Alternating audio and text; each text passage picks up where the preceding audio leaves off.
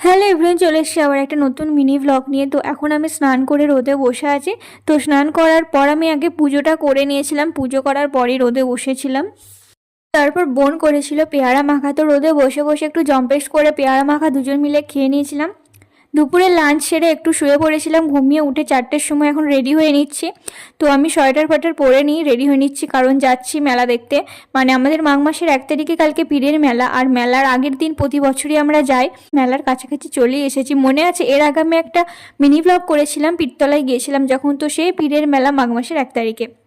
তো এই হচ্ছে পীর সাহেবের মন্দির।